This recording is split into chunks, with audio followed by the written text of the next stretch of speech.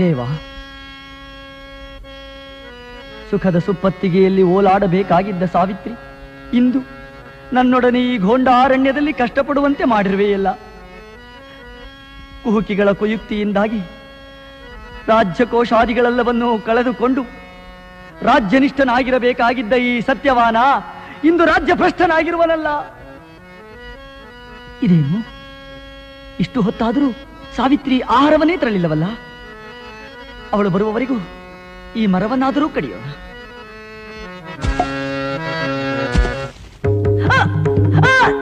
ಸಾವಿತ್ರಿ,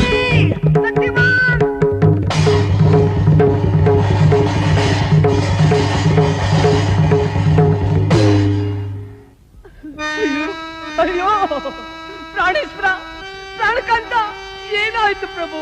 ಎದ್ದೇಳಿ ಪ್ರಭು. ನಾರಾಯಣ ನಾರಾಯಣ ನಾರಾಯಣ. ನಾರದ ಮಹರ್ಷಿಗಳೇ, ನನ್ನ ಸತ್ಯವಾನ, ನನ್ನ ಸತ್ಯವಾನ. ಸಾವಿತ್ರಿ, ನೀನು ಎಷ್ಟು ಗೋಳಾಡಿದರೂ ಪ್ರಯೋಜನವಿಲ್ಲ. ನಿನ್ನ ಗಂಡನ ಪ್ರಾಣ ಪಕ್ಷಿ ಹಾರಿ ಹೋಗಿದೆ. ಅದೋ ನೋಡು, ಆ ಯಮಧರ್ಮರಾಯ ನಿನ್ನ ಗಂಡನ ಪ್ರಾಣವನ್ನು ಕೊಂಡೊಯ್ತಿದ್ದಾನೆ.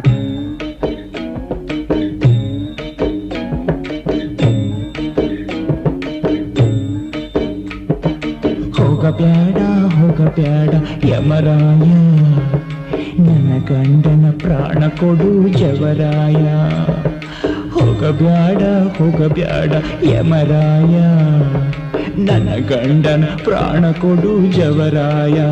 ಓ ಜವರಾಯ, ಓ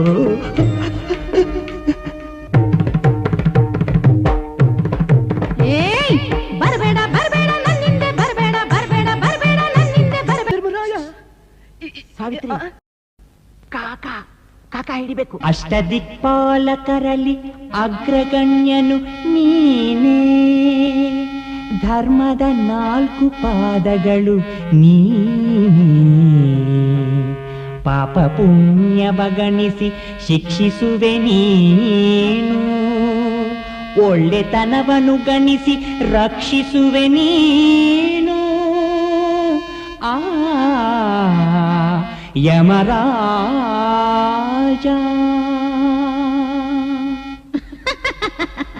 ಭಲೆ ಆಶ್ಚರ್ಯ, ಮಹದಾಶ್ಚರ್ಯ. ಯಮಹೋ ಯಮಃ. ಹೊಟ್ಟೆ ಕಿಚ್ಚಿನಿಂದ ಹಲವು ಬಗೆಯಲ್ಲಿ ಹಳಿ ಹಳಿಯುವರು ಈ ಯಮರಾಜನನ್ನು. ಅಜ್ಞಾನದಿಂದ ಅನೇಕರು ಶಪಿಸುವರೀ ಧರ್ಮನಿಧಿಯನ್ನು. ಆದರೆ ನೀನು ನನ್ನ ನಡೆಯನ್ನು, ನನ್ನ ನುಡಿಯನ್ನು, ನನ್ನ ಧರ್ಮವನ್ನು, ನನ್ನ ಒಳ್ಳೆತನವನ್ನು ಅರಿತು ಅವರೆಲ್ಲರಿಗಿಂತ ಮೆಚ್ಚಿನವಳಾದೆ ನೀನು ಸಾವಿತ್ರಿ.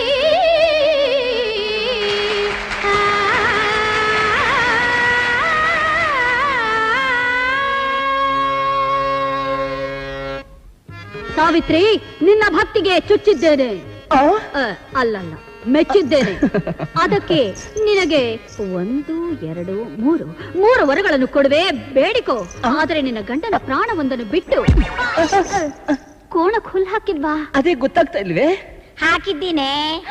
ಕೋಣ ಮಾತಾಡ್ತಿದೆ. ಕೋಣ ಅಲ್ವೇ ಮಾತಾಡಿದ್ದು, ನಿನ್ನ ಅಜ್ಜಿ. ಅಜ್ಜಿ, ಅಜ್ಜಿ, ನೀನು 3 ವರಗಳನ್ನು ಬೇಡಿಕೋ. ಏನಂತ ಹೇಳಜ್ಜಿ? ತಾತನ್ನೇ ಇಲ್ಲಿಗೆ ಕರೆಸಲಾ, ಇಲ್ಲ ನಿನ್ನೇ ಅಲ್ಲಿಗೆ ಕರೆದುಕೊಂಡು ಹೋಗಲ? ನನ್ನನ್ನಲ್ಲಿ ಕರ್ಕೊಂಡು ಹೋಗ್ತೇನೆ ನೀನು.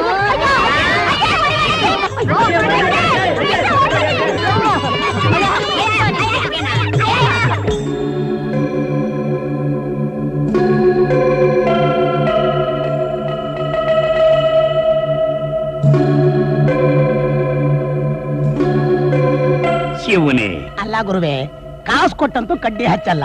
ದೇವಸ್ಥಾನದಲ್ಲಿ ಭಕ್ತರು ಬಿಟ್ಟಿಯಾ ಕೊಟ್ಟಿದ್ದನ್ನಾದ್ರೂ ಹಚ್ಚಬಾರ್ದೆ? ಪಾತ್ರಾವಳಿ ನನ್ನ ಮಕ್ಕಳ, ದೇವ್ರು ಯಾವಾಗ್ಲಾದ್ರೂ ಎಷ್ಟ್ ಕಡ್ಡಿ ಹಚ್ಚಿದೀಯಾ, ಎಷ್ಟ್ ಹೊತ್ತು ಹಚ್ಚಿದೀಯಾ, ಫುಲ್ ಹಚ್ಚಿದೀಯಾ, ಆಫ್ ಹಚ್ಚಿದೀಯಾ, ವಾಟರ್ ಹಚ್ಚಿದೀಯಾ ಅಂತ ಕೇಳ್ತಾನೇನೋ. ಹಚ್ಬೇಕು, ಹಚ್ಚಿದ್ವಿ.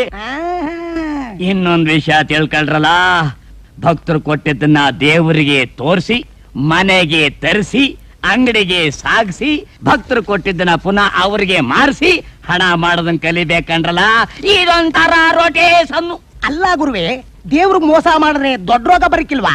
ಮೋಸ ಮಾಡಿದ್ದನ್ನ ದೇವ್ರು ನೋಡೋದಕ್ಕೆ ತ್ರೇತಾಯುಗನ ದ್ವಾಪರ ಯುಗನ? ಪಾಪ ಪ್ರತ್ಯಕ್ಷ ಆಗಿ ರಪ್ ಅಂತ ಶಾಪ ಕೊಟ್ಟು ಪಟ್ ಅಂತ ನಮ್ ಪ್ರಾಣ ಹೋಗಕ್ಕೆ. ಇದು ಕಲಿಯುಗ ಕಂಡ್ರಲ್ಲ. ನಂಬಿದವ್ರಿಗೆ ಮೋಸ ಮಾಡಿ ಕಾಸು ಮಾಡೋದನ್ನ ಕಲಿಬೇಕು. ಅದು ಅವ್ರಿಗೆ ಭಕ್ತಿ, ನಮಗೆ ಭುಕ್ತಿ. ತೆಂಗಿನಕಾಯಿ 108, ಕರ್ಪೂರ 80 ಪ್ಯಾಕೆಟ್, ಊದ್ ಕಡ್ಡಿ 113 ಪ್ಯಾಕೆಟ್, ಅಕ್ಕಿ 1 ಮೂಟೆ. ಚಿಲ್ರೆ ಎಷ್ಟಾಯ್ತು? 450, ನೋಟ್ಗಳು 500 ರೂಪಾಯಿ, ಜುಂಬ್ಲಾ 1350 ರೂಪಾಯಿ. ಇವತ್ ಯಾಕೋ ಕಡಿಮೆ ಆದಾಗ ದೇವ್ರ ದುಡ್ಡನ್ನ ನಾವು ಮಾತ್ರ ತಗೊಂಡಿಲ್ಲ. ದೊಡ್ಡ ರೋಗ ಬರುತ್ತೆ ಅಂತ ಭಯ. ಹಾಳಾಗ್ ಹೋಗ್ರಿ.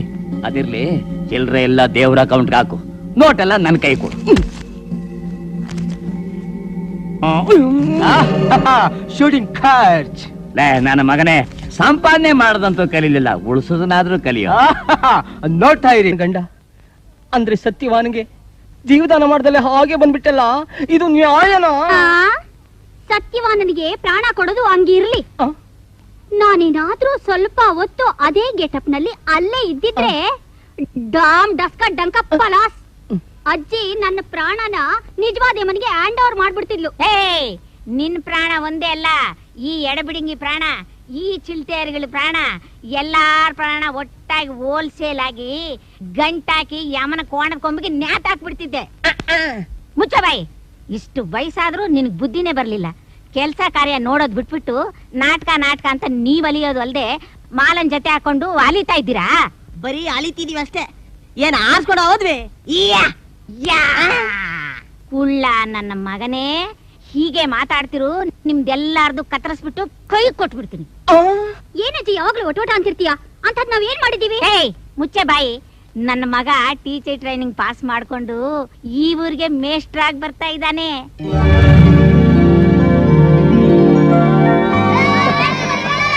ಗುರುವೇ, ಏನಿದಲ್ಲ? ಹಲೋ ಮಾವ, ಇವರೆಲ್ಲ ನನ್ ಗುಂಪು. ಹೆಂಗೂ ನೀನು ಊರಿಗೆ ಮೇಷ್ಟ್ರಾಗಿ ಬಂದಿದೀಯಲ್ಲ, ಇವರನ್ನೆಲ್ಲ ಹೊಡಿದೆ ಚೆನ್ನಾಗಿ ನೋಡ್ಕೊಳ್ಳಿ ಅಂತ ನಾನೇ ಸೆಟಪ್ ಮಾಡಿರೋದು. ಹೆಂಗೆ? ಗಾಜನೂರು ಕೃಷ್ಣಮೂರ್ತಿ ಅವರಿಗೆ, ಕೃಷ್ಣಮೂರ್ತಿ ಅವರಿಗೆ, ಮಾವ ಕೃಷ್ಣಮೂರ್ತಿ ಅವರಿಗೆ.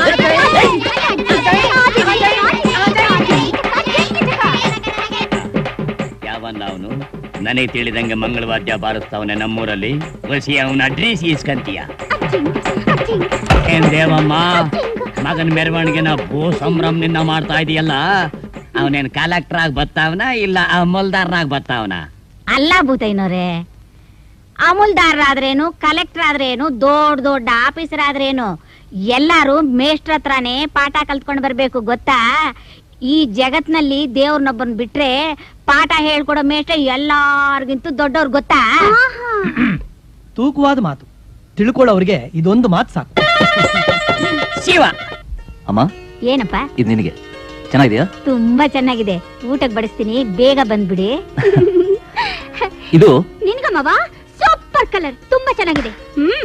ಏ ಗಡ್ಬೀರಿ, ಇದು ನನಗಲ್ಲ, ನಿನಗೆ. ಅತ್ತೇರಿ ಡಾಮ್ ಡಾಸ್ ಕಡಂಕಪ್ಪಲ.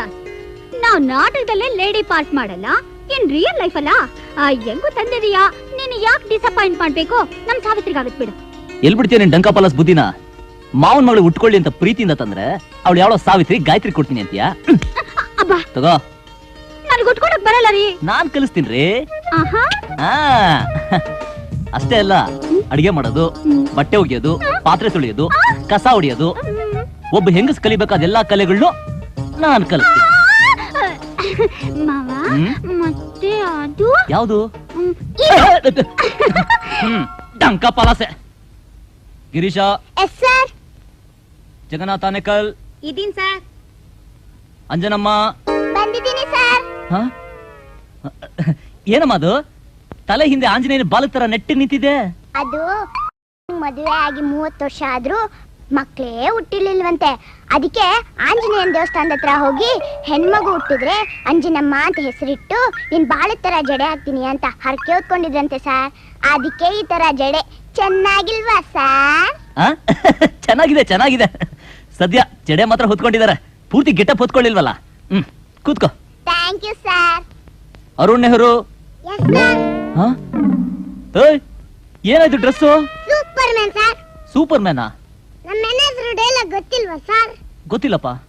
ಕಾಚನ್ನ ಒಳಗಡೆ ಹಾಕೊಂಡ್ರೆ ಮ್ಯಾನ್, ಹೊರಗಡೆ ಹಾಕೊಂಡ್ರೆ ಸೂಪರ್ ಮ್ಯಾನ್ ಸಾರ್. ಏಯ್, ಬಾಯ್ಲಿ. ಈ ಸೂಪರ್ ಮ್ಯಾನ್ ಎಲ್ಲ ಮನೇಲಿ ಇಟ್ಕೋ, ಮೊದ್ಲು ಅದನ್ನ ಬಿಚ್ಚಿ ಒಳಗಾಕೋ. ಬಿಚ್ಚಲೇಬೇಕಾ ಸಾರ್? ಹೌದಪ್ಪ, ಬಿಚ್ಚಲೇಬೇಕು.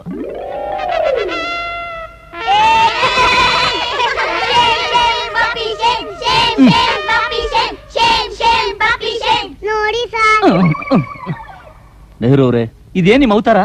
ಅವತ್ತು ಜಾರಮುಂಡ ಜಾಡ್ಬೇಕಾದ್ರೆ ಚಡ್ಡಿ ಅರ್ಧೋಯ್ತು ಸರ್. ಎಲ್ಲಾರು ಶೇಮ್ ಶೇಮ್ ಅಂತಾರ ಸರ್. ಅದಕ್ಕೆ ನಮ್ಮ ಅಪ್ಪನ ಕಚ್ಚಾಕೊಂಡ್ ಬಂದ್ಬಿಡಿ ಸರ್. ನನ್ನ ಅದೃಷ್ಟ ಮುಂದೆ ಹರಿದೋಗ್ಲಿಲ್ಲ. ಸರಿ, ಇನ್ಮೇಲೆ ಯಾವಾಗ್ಲೂ ನಿಮ್ಮ ಅಪ್ಪನ ಕಾಚನೆ ಹಾಕೊಂಬನ್ನಿ. ದಯಮಾಡ್ಸಿ. Thank you sir.